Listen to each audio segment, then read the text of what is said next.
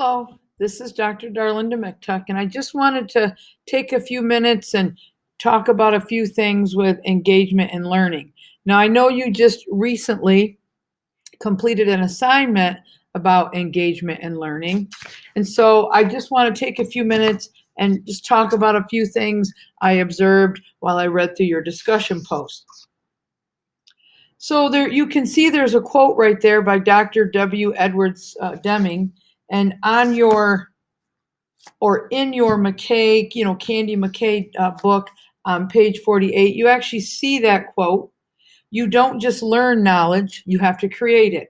Get in the driver's seat. Don't just be a passenger. You have to contribute to it or you don't understand it. Now, you were tasked with describing different things that students and or teachers would do or say with student engagement. So as I read through your discussion post, I noticed a few things that people had in common that they talked about. Number one, there was the idea that there's a lack of a clear, common understanding of student engagement. Now, if we think about this, everyone really has their own definition of student engagement because it's based on your personal bias. So I have a personal bias, each of you have a personal bias. And in fact, our own bias even plays a part when we're doing a teacher evaluation and when we're supervising teachers. So all of that ends up complicating defining student engagement. Because if you think about it, as each and every one of you, will go out into a school building, you'll be involved with teacher evaluations, teacher supervision. And so what will happen is we each have our own bias, what we believe is student engagement. So as a school building administrator, if you're walking through the hallways and you could glance in each classroom, you would walk by certain classrooms and say, those students are engaged or those students are not engaged. And you would be basing it on your own bias or definition of student engagement. So I just want to take a few minutes here and just, bring some things to light. Now, I found a few resources for you. One of them has to do with student engagement or compliance. Now, you'll notice when you open up this article, you'll see this little box right here. You can just X that out, and you should be able to read through this article where it discusses the concept, is it compliant or is it student engagement? Another one I came up with is this continuum of engagement, and you'll notice it goes from compliant all the way to flow. So again, thinking of student engagement and what that really means, it's another resource you can look at. Plus, as time goes on in this online course, we're going to be looking at Danielson as our framework for, a teaching evaluation instrument.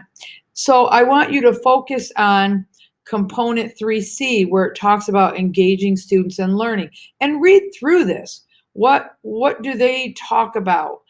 What are they describing as, engaging students in learning? Because we are going to be using that framework. So in a sense, that's going to be our common point or our common definition of student engagement.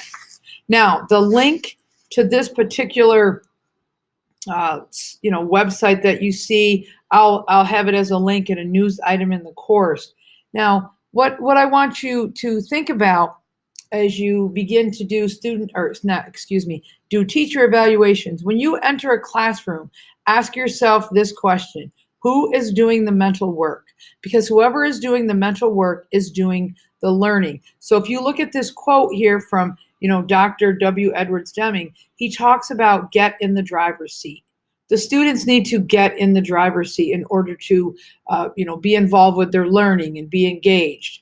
So once you're armed with the understanding of what student engagement is, you'll be able to support teachers by providing them with the resources needed to increase the level of student engagement and learning in the classroom.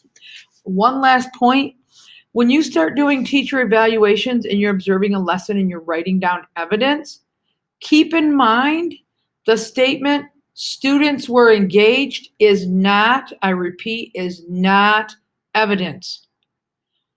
In other words, if you believe that the students were engaged in that classroom, what did you see them doing? What did you hear them saying? What did you see the teacher doing? What did you hear the teacher saying? So keep in mind that student engagement is not a piece of evidence. There were things that you will see or things that you saw or you heard that made you believe students were engaged. So please keep that in mind as you start doing, teacher evaluations and going out into classrooms.